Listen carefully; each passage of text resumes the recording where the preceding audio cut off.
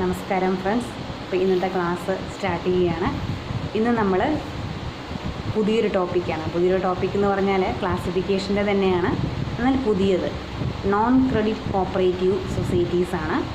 Non credit cooperative societies അതിൽ രണ്ട് type ഉണ്ട്. അഗ്രികൾച്ചറൽ നോൺ ക്രെഡിറ്റ് സൊസൈറ്റീസും നോൺ അഗ്രികൾച്ചറൽ നോൺ ക്രെഡിറ്റ് സൊസൈറ്റീസും. അതിൽ വൈഡായിട്ടുള്ള ക്ലാസിഫിക്കേഷൻ വരുന്നത് കൊണ്ട്, വൈഡായിട്ട് ഡിസ്ക്രൈബ് ചെയ്യുന്നത് കൊണ്ട് നമുക്ക് കുറച്ചായിട്ട് വീഡിയോയിൽ പോവാം. അപ്പോൾ അഗ്രികൾച്ചറൽ നോൺ ക്രെഡിറ്റ് സൊസൈറ്റീസിൽ marketing societies, farming societies, industrial societies. Agricultural non credit സൊസൈറ്റീസിൽ മാർക്കറ്റിംഗ്, ഫാമിംഗ്, ഇൻഡസ്ട്രിയൽ. അതിൽ മാർക്കറ്റിങ്ങും ഫാമിങ്ങാണ് ഇന്നത്തെ വീഡിയോയിൽ എടുക്കാൻ ഉദ്ദേശിക്കുന്നത്. ഇൻഡസ്ട്രിയലിൽ പോയി കഴിഞ്ഞാൽ അതിൻ്റെ ഉള്ളിൽ വേറെ പല സബ് വരുന്നുണ്ട്. അപ്പോൾ മാർക്കറ്റിങ്ങിലും ഫാമിങ്ങിലും ഉണ്ട്, എന്നാൽ അത്രത്തോളം ഇല്ല. അപ്പോൾ മാർക്കറ്റിംഗ് എന്താണ്, ഫാമിംഗ് എന്താണെന്ന് നോക്കാം. അപ്പോൾ topic agricultural non credit societies. അഗ്രികൾച്ചറലാണ്, പക്ഷേ നോൺ ക്രെഡിറ്റ് സൊസൈറ്റീസ് ആണ്.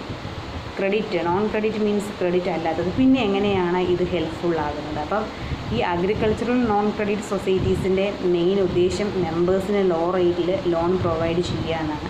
അപ്പോൾ നോൺ ക്രെഡിറ്റ് അല്ലേ, പിന്നെ എങ്ങനെയാണ് മെമ്പേഴ്സിന് അത് കിട്ടുന്നത്? അതാണ് നമ്മളിനി ഡിസ്കസ് ചെയ്യാൻ പോകുന്നത്. അപ്പോൾ മാർക്കറ്റിംഗ് സൊസൈറ്റീസ് എങ്ങനെയാണ് ഇത് ഹെൽപ്ഫുൾ ആകുന്നത് മെമ്പേഴ്സിനെ നോക്കുകയാണെന്നുണ്ടെങ്കിൽ, മാർക്കറ്റിംഗ് സൊസൈറ്റീസ് എന്ന് പറയുകയാണെങ്കിൽ ഒന്നിലധികം സെയിം പ്രൊഡക്റ്റ് ഉൽപ്പാദിപ്പിക്കുന്ന പ്രൊഡ്യൂസേഴ്സ് ഒത്തുചേർന്ന് ബെസ്റ്റ് പ്രൈസിൽ അവരുടെ പ്രൊഡക്റ്റ് മാർക്കറ്റ് ചെയ്യുന്നു. ഒന്നിലധികം സൊസൈറ്റീസ് സെയിം പ്രൊഡക്റ്റ് ആയിരിക്കും ഉൽപ്പാദിപ്പിക്കുന്നത്. അപ്പോൾ അവർ ആ പ്രൊഡ്യൂസേഴ്സ് എല്ലാം ഒത്തുചേർന്നിട്ട് നല്ലൊരു റീസണബിൾ പ്രൈസിൽ മാർക്കറ്റിൽ ഈ പ്രൊഡക്റ്റിനെ വിറ്റഴിക്കും. അതുകൊണ്ട് എന്താ ലാഭം?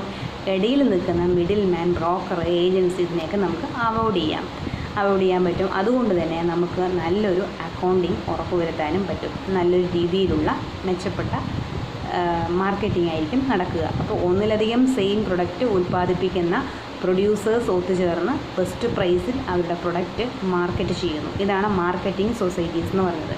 അപ്പോൾ ഈ മാർക്കറ്റിംഗ് സൊസൈറ്റീസിൻ്റെ അപെക്സ് ലെവലുണ്ട്, സ്റ്റേറ്റ് ലെവലിൽ പ്രവർത്തിക്കുന്ന സ്ഥാപനമാണ് എന്ത്?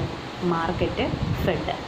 അപ്പോൾ കേരള സ്റ്റേറ്റ് കോപ്പറേറ്റീവ് മാർക്കറ്റിംഗ് ഫെഡറേഷനാണ് മാർക്കറ്റ് ഫെഡിൻ്റെ അബ്രിവേഷൻ എന്താണ്? Kerala state cooperative marketing federation. ഇതെന്നാണ് വന്നത്? 1960 ഹെഡ് ക്വാർട്ടേഴ്സ് എറണാകുളമാണ്. അപ്പോൾ മാർക്കറ്റ് ഫെഡ് വന്നത് 1960, ഹെഡ് ക്വാർട്ടേഴ്സ് എറണാകുളം. കേരളത്തിലെ എല്ലാ മാർക്കറ്റിംഗ് സൊസൈറ്റീസിൻ്റെയും അപെക്സ് സ്ഥാപനമാണ് മാർക്കറ്റ് ഫെഡ്.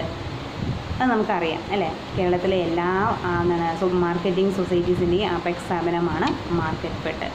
ഇനി നാഷണൽ ലെവലിൽ, ദേശീയ തലത്തിൽ മാർക്കറ്റിങ്ങുമായി ബന്ധപ്പെട്ട് പ്രവർത്തിക്കുന്ന സ്ഥാപനമാണ് നാഫെഡ്. കേട്ടിട്ടുണ്ടാകും. 1958 വന്നു, ഹെഡ് ക്വാർട്ടേഴ്സ് ന്യൂഡൽഹി. അപ്പം നാഷണൽ ലെവലിൽ പ്രവർത്തിക്കുന്ന മാർക്കറ്റിംഗ് സ്ഥാപനമാണ് നാഫെഡ്. Head quarters New Delhi. 1958 വന്നു. മാർക്കറ്റ് ഫെഡ് ഉൽപ്പാദിപ്പിക്കുന്ന കോക്കനട്ട് ഓയിലിൻ്റെ ബ്രാൻഡ് നെയിമാണ് കേരജം. ഒത്തിരി കോക്കനട്ട് ഓയിലും ബ്രാൻഡ് നെയിമും കൂടി നമുക്ക് കൺഫ്യൂഷൻ വരും.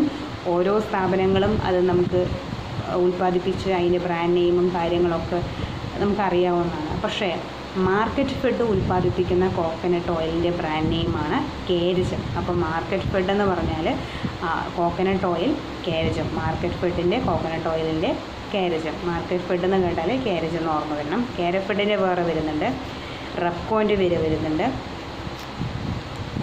മാർക്കറ്റ് ഫെഡിൻ്റെ ചീഫ് എക്സിക്യൂട്ടീവ് മാനേജിംഗ് ഡയറക്ടറാണ്. മാർക്കറ്റ് ഫെഡിൻ്റെ ചീഫ് എക്സിക്യൂട്ടീവ് ആരാണ്? മാനേജിംഗ് ഡയറക്ടറാണ്. അൾട്ടിമേറ്റ് അതോറിറ്റി ജനറൽ ബോഡിയാണ്. ഇനി മാർക്കറ്റിങ്ങുമായി ബന്ധപ്പെട്ട് 2-3 പേരുകൾ നമ്മൾ ഓർത്ത് വെച്ചിരിക്കണം. അത് ചോദിക്കും ഏതുമായി ബന്ധപ്പെട്ടതാണെന്ന്. Commission agency system, grading and standardisation, price fluctuation fund, outright purchase system, pledge loan. എന്തൊക്കെയാണ് മാർക്കറ്റിങ്ങുമായി ബന്ധപ്പെട്ടിട്ടുള്ള വേർഡുകൾ?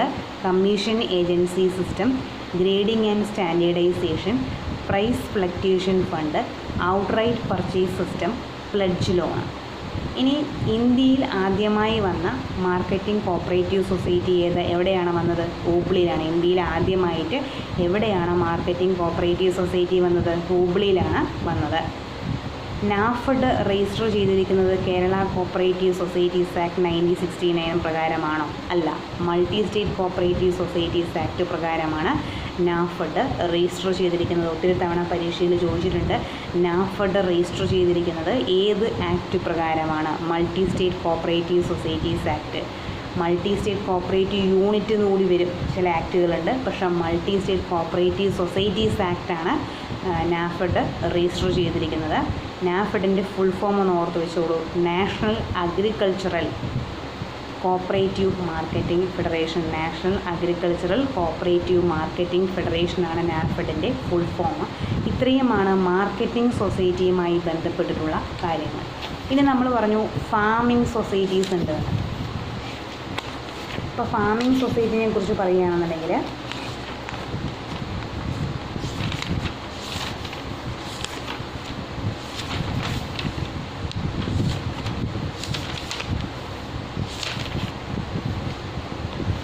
Second one farming സൊസൈറ്റീസാണ്. ചെറിയ ഫാർമേഴ്സ് ജോയിൻ്റായി അവരുടെ കയ്യിലുള്ള റിസോഴ്സ് ഒരുമിച്ച് ചേർത്ത് കൃഷി ചെയ്യുന്നതാണ് ഫാമിംഗ് സൊസൈറ്റീസ്. അതന്നെ, അതായത് സെയിം പ്രോസസ്സ് ചെയ്യുന്ന സൊസൈറ്റീസ് എല്ലാവരും കൂടി ചേർന്ന്, അല്ലെങ്കിൽ ക്ഷമിക്കണം, ഫാമിംഗ് സൊസൈറ്റീസിൽ ചെറിയ ഫാർമേഴ്സ്, അതായത് ഈ ഫാമിങ്ങുമായി ബന്ധപ്പെട്ടുള്ള ഫാർമേഴ്സ് ഒത്തുചേർന്ന് തുടങ്ങുന്ന സ്ഥാപനമാണ് ഫാമിംഗ് സൊസൈറ്റീസ്. അപ്പോൾ ഇതുകൊണ്ടുള്ള ഉപയോഗം എന്താണെന്ന് വെച്ചാൽ പുതിയ എക്യുപ്മെൻറ്റ്സ്, നല്ല seeds, fertiliser and irrigation facilities, ഇതുമൂലം പ്രൊഡക്ഷൻ ഉണ്ടാകുന്നു. നമ്മുടെ ഇന്ത്യയിൽ മാത്രമാണ് ഇങ്ങനെയുള്ള ഫാമിങ് നടക്കുന്നത്. അപ്പോൾ ചെറിയ ഫാമേഴ്സ് ജോയിൻ്റായി അവരുടെ കയ്യിലുള്ള റിസോഴ്സ് ഒരുമിച്ച് ചേർത്ത് കൃഷി ചെയ്യുന്നു.